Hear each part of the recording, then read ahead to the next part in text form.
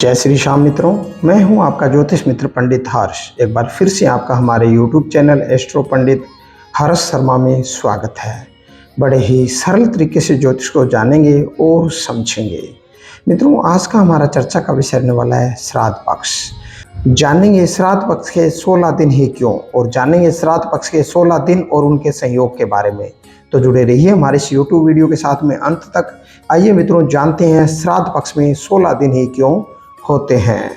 मित्रों, पितृपक्ष पूर्णिमा से अमावस्या तक 16 दिन का होता है। धर्मशास्त्रों के अनुसार हमारी मान्यता है कि प्रत्येक की मृत्यु इन 16 तिथियों को छोड़कर अन्य किसी दिन नहीं होती है, इसलिए इस पक्ष में 16 दिन ही होते हैं।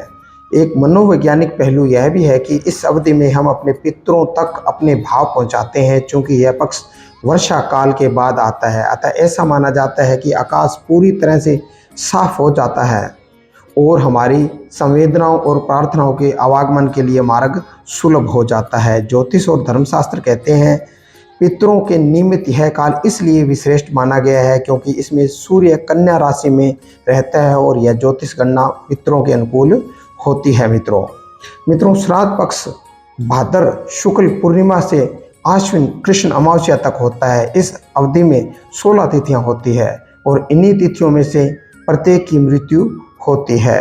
सौभाग्यवती स्त्री की मृत्यु पर नियम है कि उनका श्राद्ध नवमी तिथि को करना चाहिए, क्योंकि इस तिथि को श्राद्ध पक्ष में अविधवा नवमी माना गया है।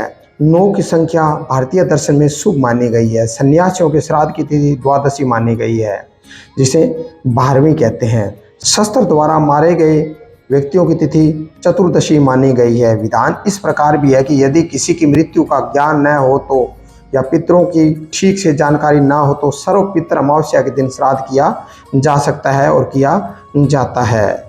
मित्रों, ये थी विशेष तरह की जानकारी। श्राद्ध के 16 दिन ही क्यों होते हैं और जाना हमने 16 दिन का संयोग क्या है। इसी तरह की और अन्य जानकारी जानने के लिए जुड़े रहिए हमारे इस चैनल पर। हमारे इस चैनल पर ज्योतिष को बड़े ही सरल भाषा में बताया और समझाया जाता है। मित्रों, आप भी अगर आपके मन में किसी भी तरह का सवाल लिए हुए बैठे हैं तो हमारे कमेंट बॉक्स में आप अपना सवाल लिखें। मैं उसी के ऊपर आपको जानकारी देने की कोशिश करूंगा। आज के लिए बस इतना ही। जय श्री श्याम।